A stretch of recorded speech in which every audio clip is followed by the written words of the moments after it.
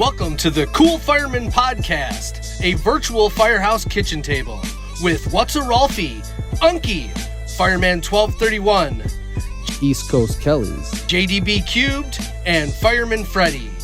Let's get to the show. No, we're not. We have two. And then reality set in. All right. Ladies and gentlemen, welcome to the Cool Fireman Podcast. I don't like starting the podcast like this. I like it more conversational. But this is the Cool Fireman Podcast. What we were talking about before this is inappropriate, so I can't put that on there. But this podcast is brought to you by Unkie Seasoning. .com. Check out Unkie Seasoning and buy it for every type of food that you got, because he's got one, and it's the best. And that's just my opinion. Hey, can I tell a story? One of my coworkers today about Unkie Seasoning. We were at lunch, and one of my guys that was with me said he loves the Elizabeth salt, and he wanted to know if he could buy it in bigger bottles. That was the question. So, Adam, can he buy in bigger bottles? I could probably work something out with him, do a special order. There you go. Get him to email me. Shout out Aaron for his love for Elizabeth salt. Must be an E thing. He was the guy with the extra stuff that I had you put in the back in the order. Oh, okay. Yeah. So he loves it, man. He talked so much smack about that one and Chipotle and everything else. So shout out Captain Farrell. Yeah. Yeah, he wanted some free. He told Brian to tell me to put some extra free stuff in it. So I put an East Coast Kelly sticker in there, some screws, a dead battery, a Band-Aid, some alcohol wipes. I just cleaned out my junk drawer. It was classic. Is that what you shipped, or is that the burn box that we're going to be getting this month? A little bit of both. Hey, the burn box, you get some cool stuff, man. I'm wearing a shirt that I got from the burn box. Almost every box comes with a T-shirt. I absolutely love them. And this right here, this is the thin red line flag, but it has the axe as the red line from the burn box. It's right here, engraved burn box. So no dead batteries? You don't get dead batteries in your burn box? No. When he sends an item that has, I kid you not, I'm like, I know you're all trying mention something, but I don't have it with me. It's in my truck. Came with a flashlight. It was a charge battery, a diver's flashlight, diver's knife. That was the coolest burn box. The one I talked about when we had burn box Tom on. Matt, kind of know I said I wasn't going to mention a whole lot of stuff, but I feel like I owe that comment, or at least that segue into something that reminded me of a comment that I saw online.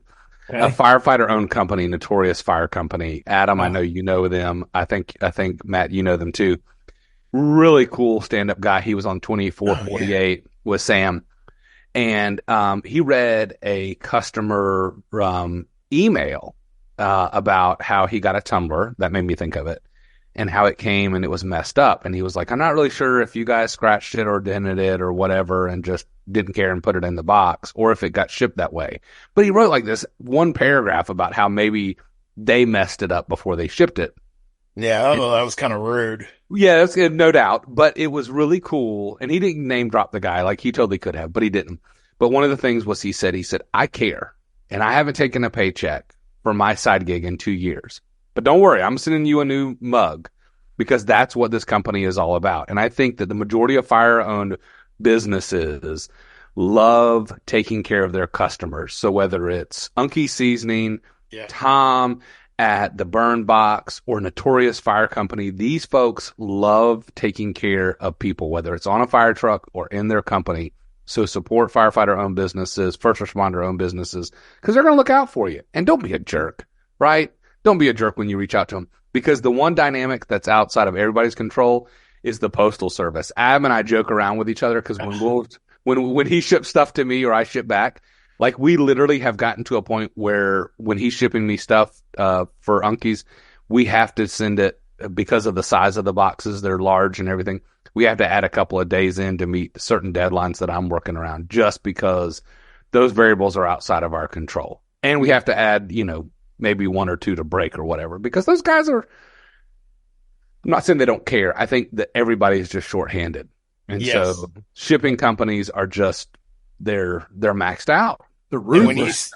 And when you sent me back that stuff, I was jokingly, because we had an 18-wheeler from the post office. Yes. Everything goes to our state capitol, then it comes out.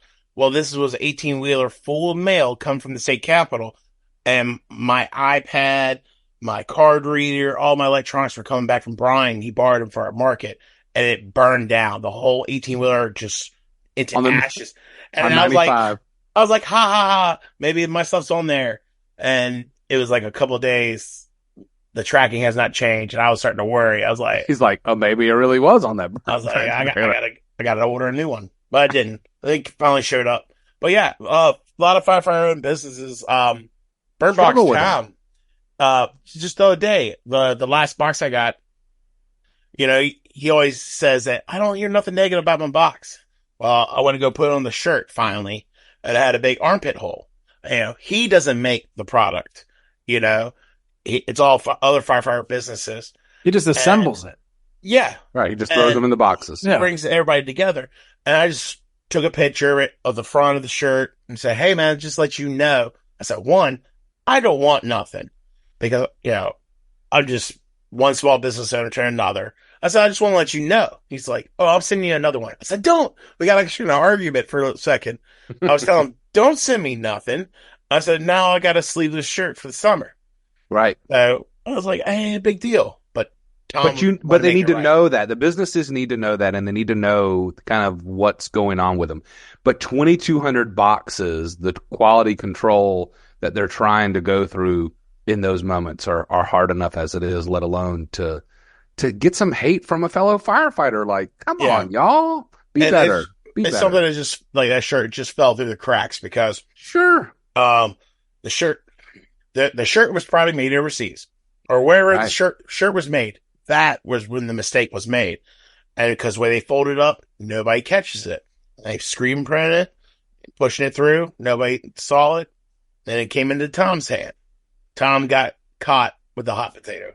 I saw a hate comment on one of Tom's posts, and I was like, come on, man, be better. Because he was like, oh, yeah, I always get it late, but you always take my money at the same time. And I'm like, again, it's the post office. Like, give him a break. What control does he have on that from the time it leaves him to the time it gets to you? There is no control that these small businesses have over that, right? Like, did you get your product? Yes or no? And is there anything in that box that your life is dependent upon? If the answer to that is no, then give these small businesses a break. Yeah. Like, I was literally talking to another seasoning guy recently, and he was telling me, he's like, man, I'm lucky to make $1 or $2 off of a bottle of seasoning, right? Like, I mean, that's where I'm at. So, at the end of the day, I have to look at what is that return on my investment of my total amount of time. So show some love to these small businesses and don't hate. So that's the day and age we live in, though. Everybody, we live in the day and age where Amazon sends it sometimes same day. And that's how we get our information. Instagram, Twitter, Facebook, TikTok, whatever it is. It's boom, boom, boom, boom, boom. Give me my package yesterday, man.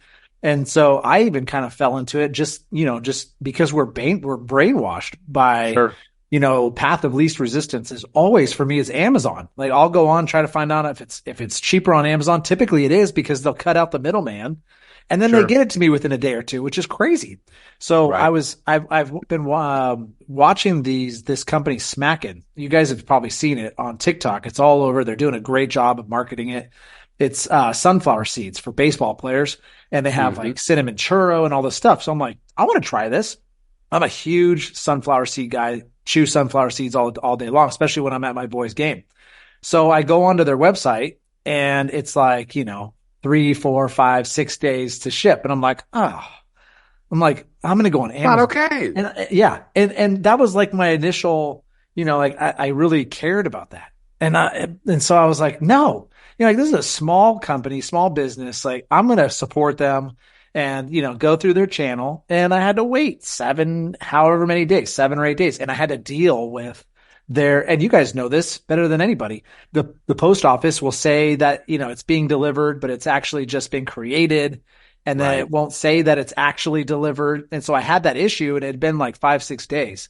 And so I reached out to them on on their contact through customer service and said, "Hey guys, it still shows it in Utah." And he's like, "Oh man, it's usually the post office, and it's the same thing you guys are talking about." Yeah. And I still fell for it, even though I'm a pretty sympathetic guy, and to that. But whatever, we want them now.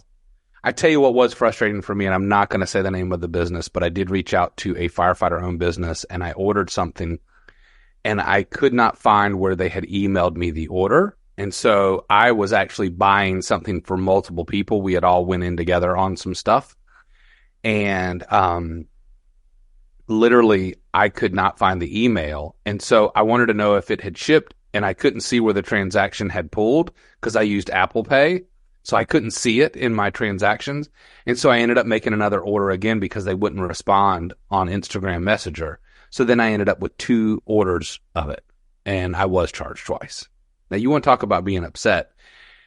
Don't be a jerk on either side, right? Like, answer your messages, be responsive to your customers, but at the same time, don't be a jerk to other small businesses too, especially if you're firefighter owned. So I don't know that was necessarily my soapbox, but that's where that's it for me. So shout out to Tom at the Burn Box, our other sponsor, and to Adam at Unkie's. Go get you some, right? Yeah. We don't have a specific segment for Tom or the Bird Box today, but we are going to sit here and talk good on them because go check them out. Yeah, they've got a great deal. So yeah, we're going to talk about it because if you go back and listen to that episode with Tom, he's got several different boxes. We're going to be doing the Burn Box every month. But if the Burn Box isn't for you, he's got other boxes as well. I think it's called the Thin Red Line Box and some other stuff if you do challenge coins or whatever. So just go show him some love no matter where it is. I think he's doing the EMS one too, isn't he? I think that's, he was definitely, yeah. Yeah, we'll have to put that in the show notes and everything. Absolutely. As if I do that. I don't do that. All right. We've been jaw-jacking for like 10 minutes already, and we were going to talk about vehicle extrication. That was on our list, and just to throw a little topic in here, and I wanted to talk about it because Doug was on recently, I think yesterday, said that he was on a pretty horrific car accident, but Doug was not able to make it with us today. He had a 18 or 20 call day with training and checkouts and all kinds of stuff and nasty super calls. Busy day at home. Yeah, too. Yeah. He showed us a couple of videos of doing stuff. Yeah. So he wasn't able to make it. But I figured we'd talk about something, and we've added to our complement. It's been a few years, but we have e-tools, the Genesis e-tools, and we had the full, when I first got hired, why am I drawing a blank on the name? But the hydraulic hoses and everything with the power It's what unit. It's what happens when you pick up brand. Hirsch tools. The Hirsch tools. Thank you. Gee, Christmas. Yes, pick up we have the Captain. Hirsch tools. Every bugle, you lose brain capacity. I just want you to know that. I don't know what you're talking about. We haven't had them for a while, and I totally forgot. I mean, Hirsch is like synonymous with vehicle extrication. But anyway, we had that with the power unit and the 10-foot cables with the hydraulic fluid and everything with the ester, whatever it was. And but recently, in the last few years, we've gone to the Genesis e-tools, and those things are sick, dude. They work so well. And I mean, we would practice, we would train where, we'd pull up, air brakes hit, and we'd try to time ourselves to see how fast we could get the power unit out, started, hydraulic, the quick connect couplings, ready to go, and power tools moving. And that was one of the things that we would do. But now we literally, those brakes hit, we jump out, we push a button, and that thing's ready to go. I mean, it's pretty sick how these things work. And they put out every time, and we've had them for a few years. We've tested them, we've done training, we've been on real calls with them, and they hold up. So we're not here touting any specific company, but I'm just saying the ones that we have, the ones that we use are the Genesis tools, and they work really well. So, It's Hermatros. We have Hermatros, the orange ones, which has the pump station, which holds the battery. We still use the hose that connects to the cutters. When my department bought them, their trial, how to do it was we had what we call the Good Friday crash, where we had a jet crash in the middle of an apartment complex. It was like the perfect. Nobody was home. Landed right in the courtyard. The pilots were miles away, safe. But my fire department was tasked with cutting the engine out so it could be inspected. Blah blah blah. Well, we ran into a problem. They had a bunch of titanium bolts that held the engine in. Well, I think it was like 4 bolts, and we had a hard time with them. So once we got them out, they took one of those bolts. They went to a fire conference and they threw it out there and told every company, cut that. Nobody could cut it except for Hamatro. And they barely cut through, but it was out of all the competitors, Hamatro was the only one who was able to cut through that titanium bolt. And they said, "That's it. We're buying a bunch." And that's how we got them. Yeah. But those batteries don't last a week sitting on the truck. Well, do you not have a charger on the truck?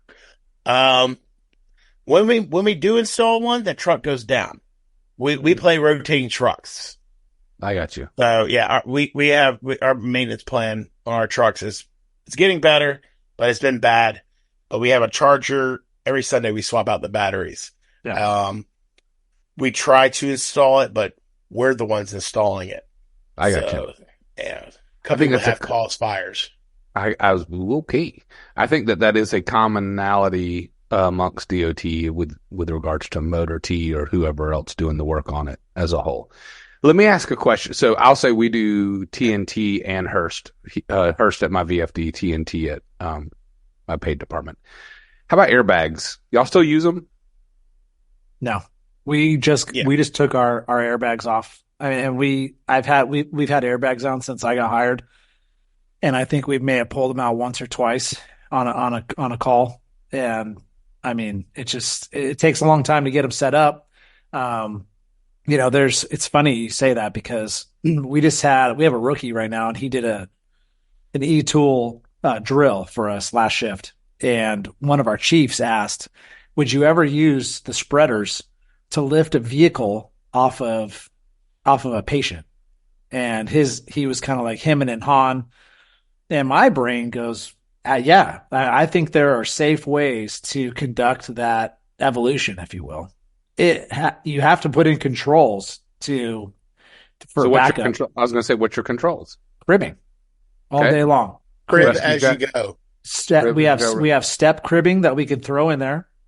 Okay. And every inch, right? That's the lift an inch, crib an inch. We've all heard that. Yeah. That's burned into our brains. And so how easy would it be to pull that spreader out? Just like I said, all we do is we hit the air brakes, we push a button, and it's ready to go. And you shove that sucker in there, and in the same compartment, we have our cribbing. And it goes, and as that thing goes up, and you could even put cribbing in between the vehicle so you can increase the surface area that you're lifting. I think it's a pretty safe, what's the word? Not evolution. That's not the word I'm looking for. So when do you think, let's go back. So do you think there is an appropriate unit on it for agencies to have airbags? Yeah, sure. Okay, so here's the reason why I asked that was I go back in the old times, right? Like back, close to 20 years ago, I ran a call where a guy was moving a mobile home in my VFD district, and those who are watching this online, you can't see it, but the mobile home had frame rails, and he was underneath it, and he was working on the rear axle, and the guy went to move it, and the wheels came off the axle, and it pinned him in between the frame rails. And so he was sitting upright, butt on the ground, and it bent him over, like sandwiched him underneath. And he was still alive. It was like Wizard of Oz. His arms were out, and he was there. And we used the airbags very quickly, set up a sheet and, some box cribbing, and then just raised it very quickly to try to get him out from underneath it, because by the time we got that set up, it was literally probably 20, he had been underneath there probably close to 20 minutes. Right. And so, you have to worry about airway, spinal cords. I mean, this is 20 some years ago. I mean, just think about how we were spinally immobilizing patients 20 years ago. And so, not only that, if you were, I mean, you can use those spreaders to cut a lot, but can you move a mobile home? Right? Yeah. So then you have to ask yourself, like, where is it appropriate? I get it. Every rig doesn't need airbags, but there's probably some type of unit, some heavy rescue, or at least a plan for something like that at some point. And so the other reason for that was saying, as you look at some of these industrial areas, some of these interstate areas, as you look at these big rigs and these other type of vehicles, semi-tractor trailers, you have to ask yourself, is it not appropriate to at least have that on maybe one unit in your department? So that way, if these types of calls occur, you can drop those types of calls for those airbags to move them, I guess. It's a tool in the toolbox. Sure. I mean, it's a big gamble when you're the fire chief and got to spend that money for it. Yeah, to sit and drive right on the truck. Yeah, it is. I mean, we have ours, but ours is expired. We keep them on the truck because we don't use them, but we take care of them, and just in case that one call. Well, and it has to make me wonder. And where I was going with that, with all this is, obviously, you can strategize and create a plan, but I guess my question would be is, with all the technology that's coming out, right? Like you just said, instead of getting rid of the pump, is there not something better to make that airbag out so it can sustain itself much longer, right? So instead of that heavy, thick rubber, can we go with Kevlar, something that's puncture resistant that, would help and not dry rot, because that's the other problem, right? But, and make it affordable. That's the other thing too. I mean, hydraulics now, I don't know. I feel like they're just as expensive as they've always been, but the technology, the crossover technology of the lithium batteries has helped a lot, right? You have the infrastructure of what you've built in these tools, and then you're taking this other technology and just incorporating it into, something else. And now you got lithium batteries in SCBA units. The MSA's G1, they got a lithium battery laying right against your spine. Nothing, no problems there. You're fine. Yeah, no problems. I thought that was really weird when they came out with that. And I'm like, so this is lithium batteries. Like, at the time when we got ours, that's when all the scooters were burning up and all that stuff. I was like, I understand they were the cheap batteries, but I got a lithium battery an inch away from my spine when I'm wearing this thing. Okay. Just want to make sure. Hydrocarbons are worse, Adam. I mean, think about that in overhaul. I mean, I'm just saying. Yeah, hydrocarbons are worse. I'm just saying. It's a battery pack on my lower back. I'm not disagreeing with it. I'm just saying if we're prioritizing problems, we have firefighters who take their air packs off, and I'm guilty of this, right? As I cough most days, we're more guilty of taking our respirators off during overhaul because it's hard to breathe with it on and exposing ourselves to hydrocarbon than the 1 in a million chance of that battery, malfunction. I do think there are problems with it. Don't get me wrong. I think it's a problem, and I think it's a huge problem. But I think if we're talking about what's the greater problem, we're exposing way more people on way more structure fire every 90 seconds on just basic things than that. We can re-engineer the fix to your problem. What we have to do is change say the word, Matt. Culture. The culture of the exposure of the hydrocarbons when we have the protection to wear it. It starts with that front right seat. It does, doesn't it, Matt? I don't think so. I think it starts with the chief on duty. There you go. The heads. Well, sure. I'll call it what with you. I know. Call it what you will, but I've said it on the podcast before. It's the head stinks, or the fish stinks from the head, and I know the head stinks. That was difficult. The head stinks from the fish. No, but the fish stinks from the head, and it's. I was on a structure fire just recently, and it wasn't that big of a deal. It was a room and contents, and afterwards, I mean, it was not even probably 5 minutes when the room clears, and it's take that sucker off, and I'm looking around, and I'm like, did we not just lose a guy? We just lost a guy in the county. It wasn't Laguna Beach, but it was in the county. Amazing dude. amazing dude, young, probably not even 50, and lost him to cancer. And I'm sitting here in their jurisdiction because on the south end of our town, they actually ask for us because we're our FSOS, if you will, is for a structure fire response, we get tagged onto it, and so we get there and I'm just looking around and I'm like, what are you turds doing? And so all the captains to the front of the building. Okay, so I go out there and not one mention of like, hey, we're going to do some monitoring. We've got a 6 gas. So we're going to go in there and make sure you guys are safe. We're going to do some overhaul. It's not any of that. It's a little bit of a debrief on the call, and then what's going to proceed or what's going to happen after. Which was, hey, you're clear. You're going to go back up and make sure that it's actually cold. But not one mention.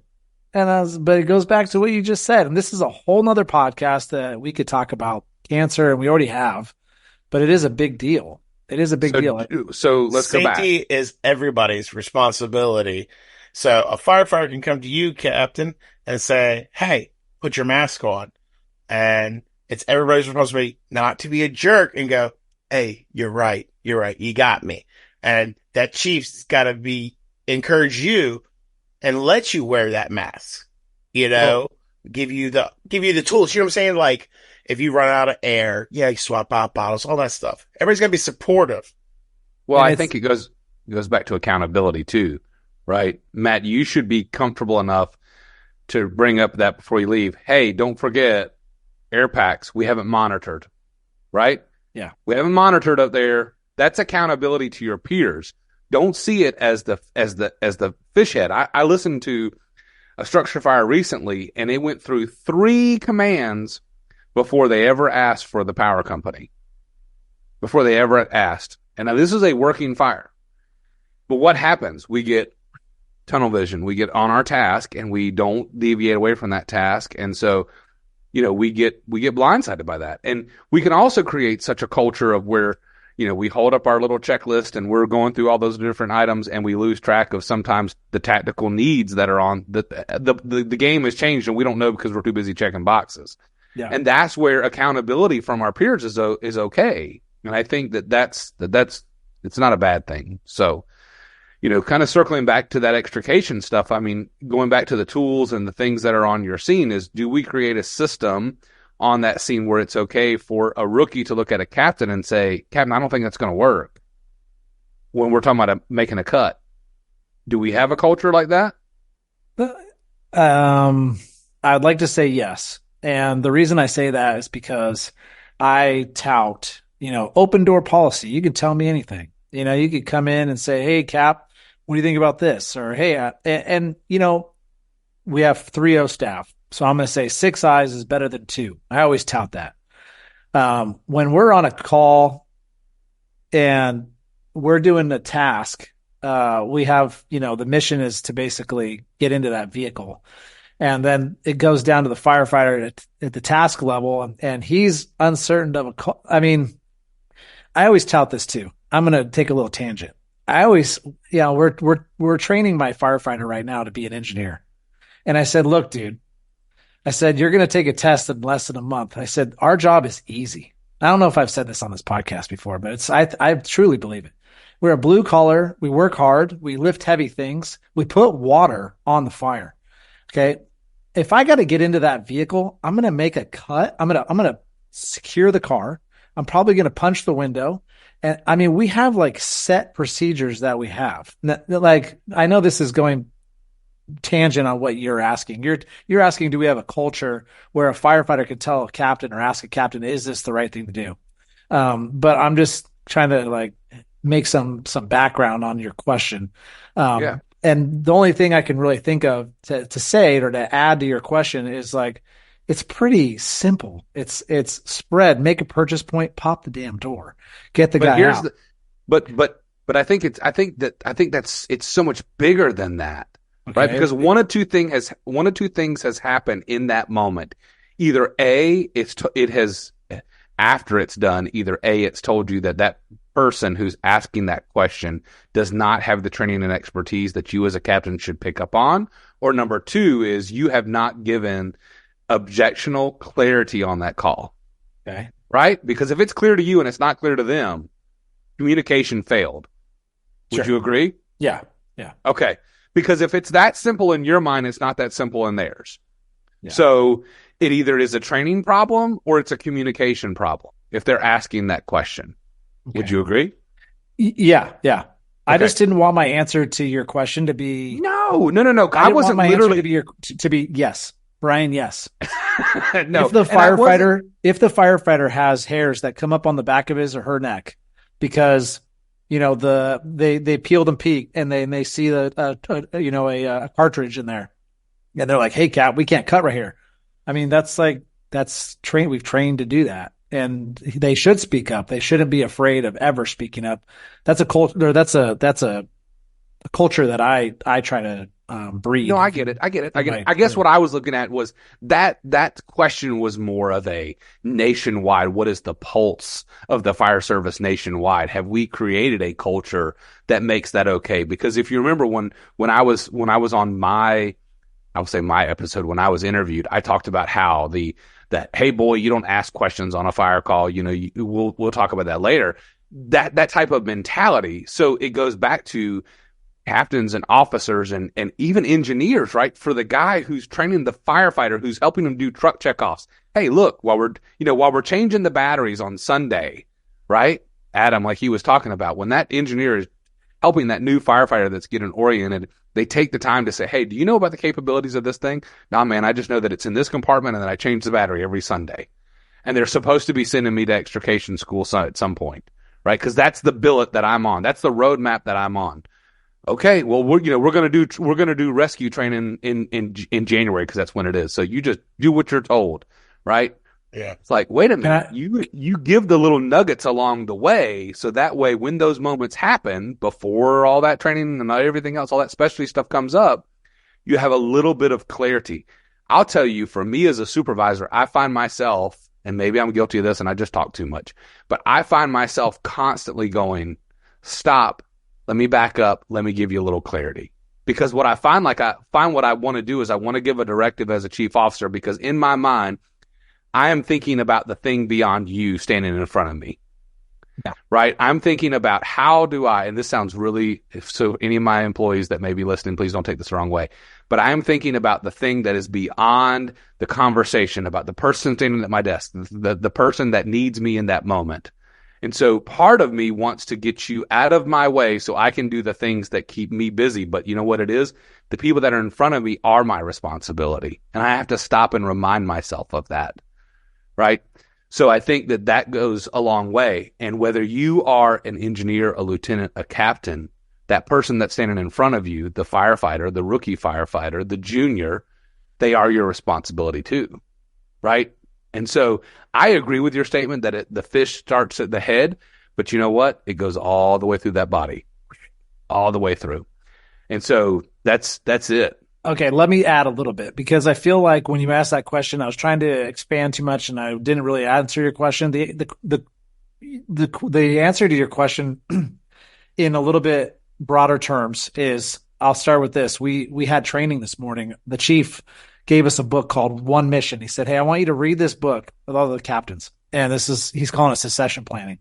And he says, we're going to meet up on a certain day, and whoever wants to, this is optional, I want you to do like a little book report, or, come up with some sort of whatever you thought that the book was about and how you can correlate it to the fire department or our department, do that. So we had like 6 or 7 of us that did, of course, being the new guy, I'm like, absolutely, I'm going to do it.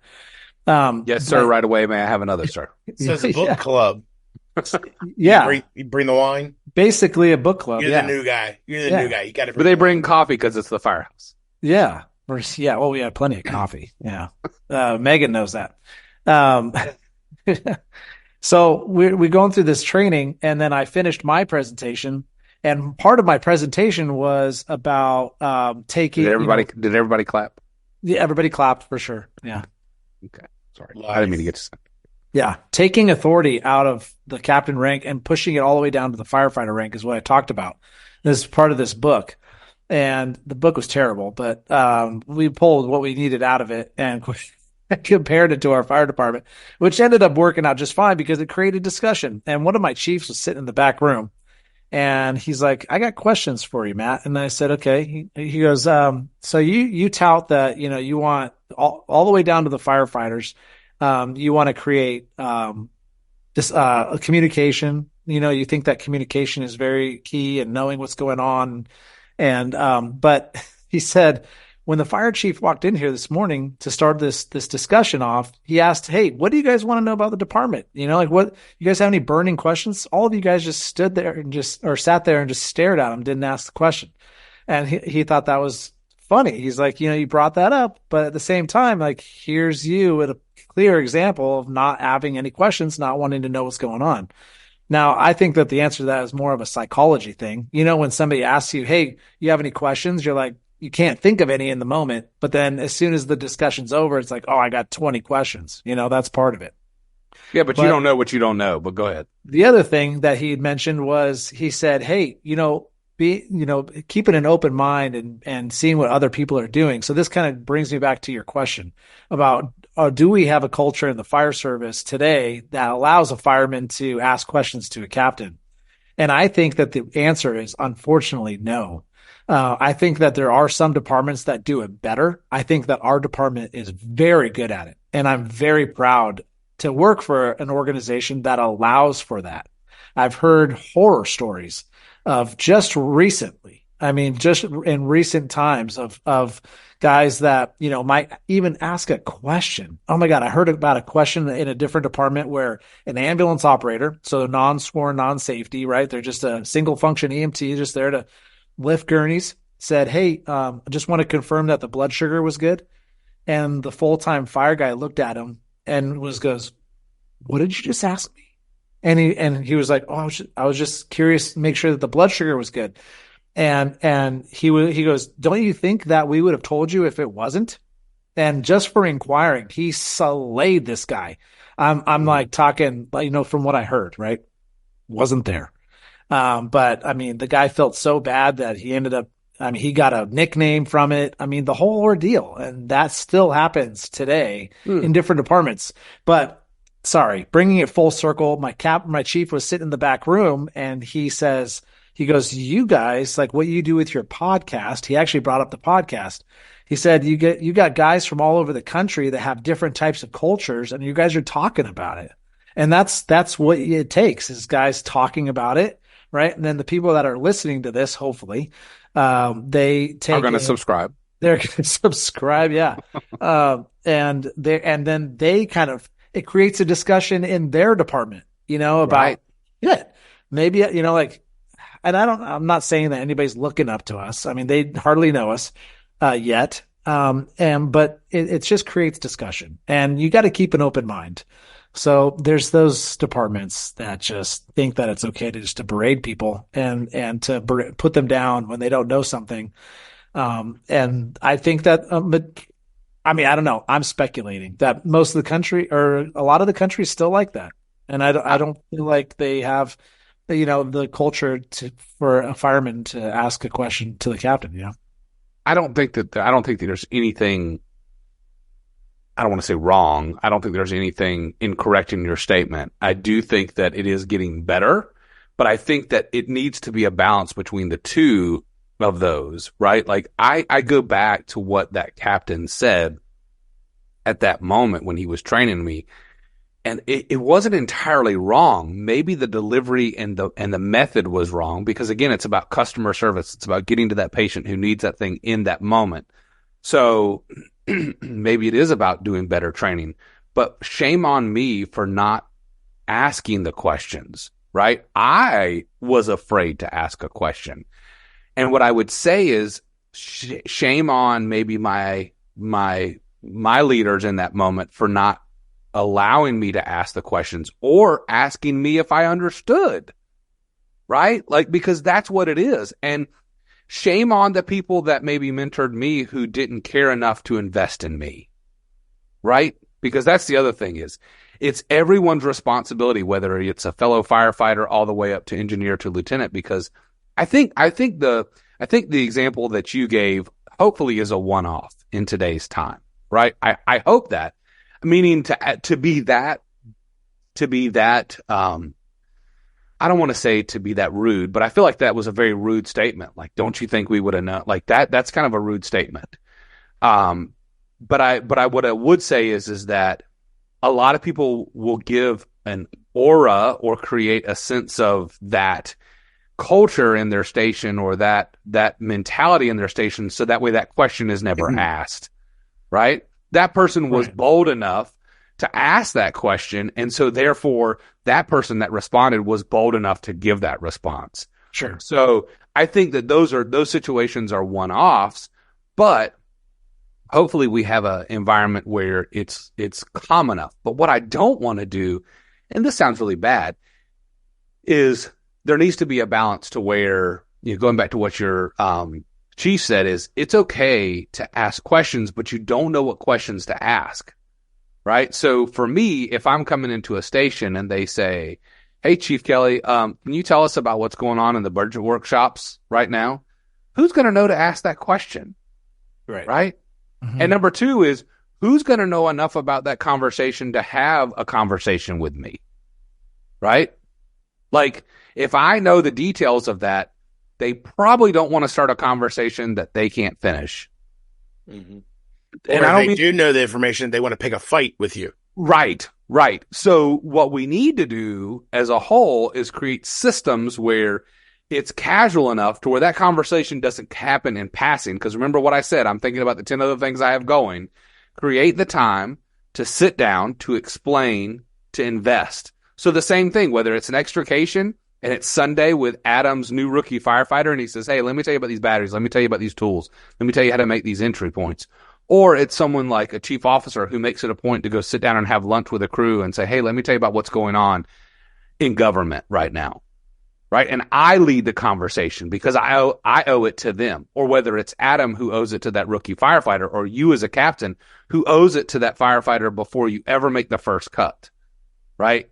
I think that speaks to communication and clarity, no matter what the objectives are. And then so hopefully you don't have to. And I think that what that does is it builds trust. And when you build trust, then those walls come down and you don't have comments like the one that you gave. Because that's what happens, is there's no trust. And I think that that's the root of the problem that you gave. That firefighter or that EMT does not trust that person. That's most likely what it is. They don't trust each other. And so what ends up happening is they go, "Well, don't you think I would have done that?" That to me, that's exactly what came to my mind is that firefighter did not trust that EMT. I like your theory. I love your theory, and I want your theory to be correct. But I think the guy was just an asshole. Probably. And he forgot where he came from.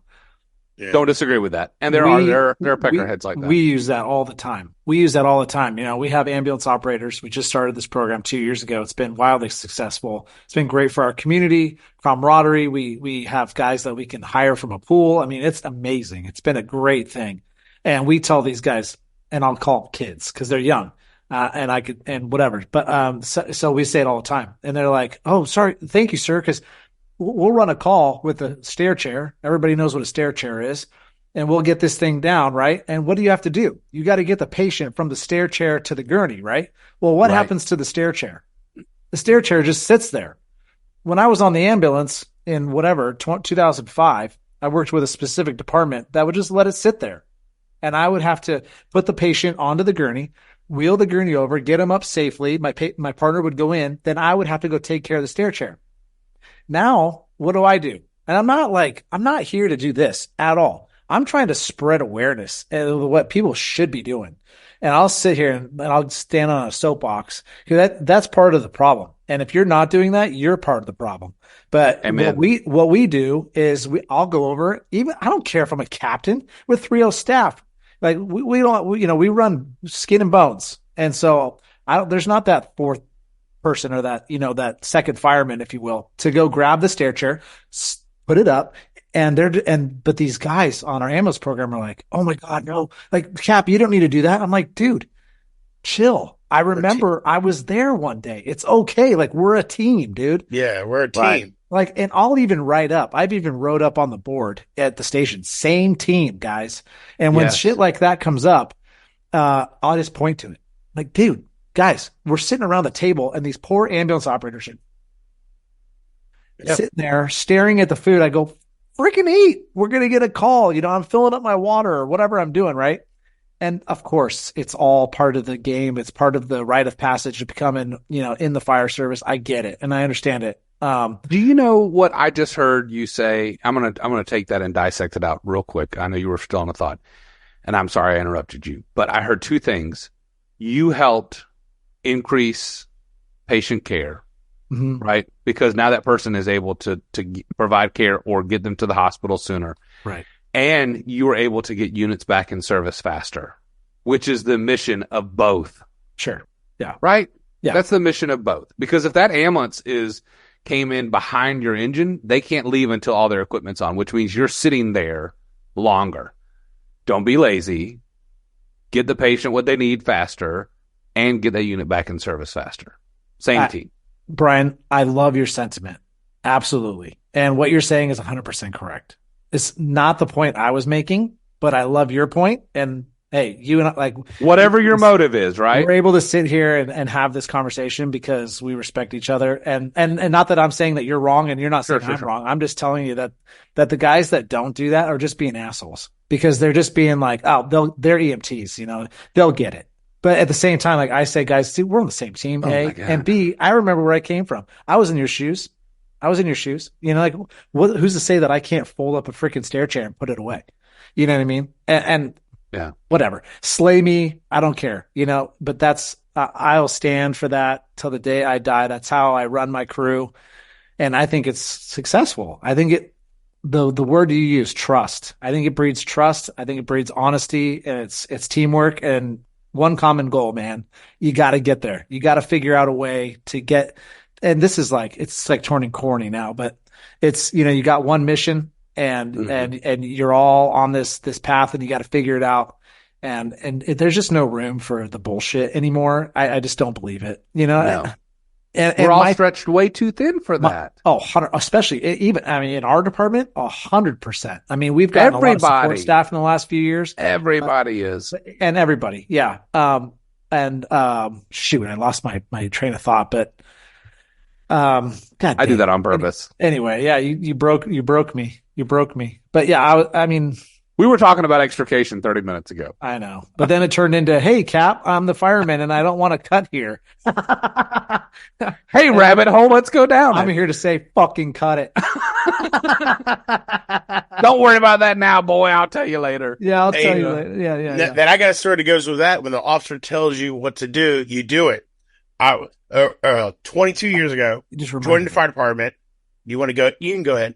No, I was just gonna say my theory of why that was like that was because back in the 70s and 80s when the fire department was becoming more professional throughout the country, you had all these guys coming out of the wars. They're coming out with PTSD from being blown the F up. They had got family issues and they got all this stuff. They come into the firehouse. They weren't as busy as we were now. Statistics have shown that the fire service gets busier every year, not that they didn't do anything, but even in the 90s, I remember guys talking about how, they were toes up, waiting for the call, playing poker, whatever it was. These mother effers were angry, and their lives were just they're coming out of the war. They're making not that much money, as public servants. They had to have a second job, even with a full-time job. And it was just a different culture. It was a different time. And I think that, it's turned in a good way, but the fire department as a whole across the country is like the Titanic, and I've used that analogy before. And it's like trying to change the freaking culture of the Titanic before it hits the iceberg. It's like, it's tough and it's slow and you just have to trust the system. But that's my theory. I think it's definitely an aircraft carrier. Titanic was an inside job. Kids coming into the fire service in that back then, that had tough, man. They had it rough because they had these old guys smoking cigarettes in the stations and blowing at their faces, just like, "Oh, get me this, kid." I could just see it. I don't know, but maybe I'm wrong. But anyway, that's my theory. No, I grew up in that. I came in the early 2000s, and my captains were from that era. And they talked about how that was, and I 100%. They still had the 2 beer rule? No. They did not. Not at our departments. But, I think what everything that Matt's saying is correct. I think they were angry people, but I still think that if you listen to a lot of our captains, they're just angry about different things. I sit down with them all the time now, and you close the door. They're not publicly angry. They're privately angry, and they're angry about different things. And I think a good dose of reality of the saying the serenity prayer before you come on shift and before you walk in your door at home is always valuable. Lord, give me the strength to accept the things I can change, and the ability to change the things I can change, and the strength to change the things I can't change. Because there are some things that are even out of the fire chiefs and everyone else's control. So, and the fire chiefs and the battalion chiefs need to be saying those same prayers as well, because it is literally one of those things. But the attitude, and I think what we've done is, as a whole, society has said we won't tolerate being yelled at. We won't tolerate this type of culture of, blowing in my face with smoke or whatever. HR, thank you very much, has done that. And so what they are is they're angry behind closed doors, and, they're frustrated behind closed doors, or they fuss about it in a different way. And that's just society as a whole. But anyways, we want to talk about extrication some more? No. No. No. No, we're just done with that. There's really not much to talk about it. Throughout the country, it's fun. And I would say one thing I've learned from listening to you guys is to keep an open mind about different, procedures. And that's like the beauty of this podcast. It's funny. My chief said it and I go, God dang it, you're right. Is like learning from other people all across the country and what you're doing. Are you behind? Are you ahead? One of the things that came up today was about transitional attack. And I'd say about 2017, one of our Orange County departments brought up transitional attack with the smooth bore off of the back. And all of our old guys were like, well, we don't do that. That's not going to happen. You could put me through training. I'm not going to do it. Well, just have an open mind. They're doing it on the East Coast, wherever they're doing it. It's like, we could learn and be progressive. And it's, we'll move forward in the fire service and just keep getting better. So that's one thing I grabbed from today. There's polarity differences. I mean, how long was the West Coast doing paramedicine while the East Coast was, still taking you to the hospital in a hearse? Right? That was not happening. And then you have transitional attack to conventional fire attack. And so, it's ebbs and flows. Yeah. What is it? El Nino, La Nina, it's warm and cold fronts. Yeah. Europe's got the European helmet. East Coast got the cool ones. The West Coast got the dorky ones. So it's funny. I've seen a couple of TikTok videos of European style helmets where they just literally go and they're in, and then they go. Western civilization still puts the thing on. And tradition kills. Yeah. I'll tell you that right there. Tradition kills. Everybody's really got to look at the way Europeans doing certain things, because I think they're well advanced over there. I think as long as you have all the bells and whistles for the helmet is really practical, works very well. The traditional style helmet with the eagle in front. In the Navy, we have a problem with that, because when we go to ships and ships have fires, all the wires are held up by plastic tabs. They melt. They come down. We almost lost 2 fires in a big sub fire because that happened. They got hung up on it. And one guy was almost out of air, and the other guy who fell through a hole was hanging on for dear life. So it's wild. I mean, there's a lot of problems. Yeah. So good. We just got to keep an open mind of all this technology that's out there. Yeah. And I was going to say, I don't know that I'm sold on one or another, but I think it's one of those things that you have to look at what's your community needs, what your department needs, and make the decision, and don't give other people crap, because it's not yours. Yeah. It's not your decision to make, right? Yeah. All right, let's wrap this sucker up. Go show some love to Unkies and Burnbox and change the culture. Yes. Roll it, Gigi. Roll it, Gigi. Roll it, Gigi. Before you leave, hit that subscribe button turn on notifications, and give these firemen a huge thumbs up. Also, make sure you check out thecoolfireman.com for more. Thanks!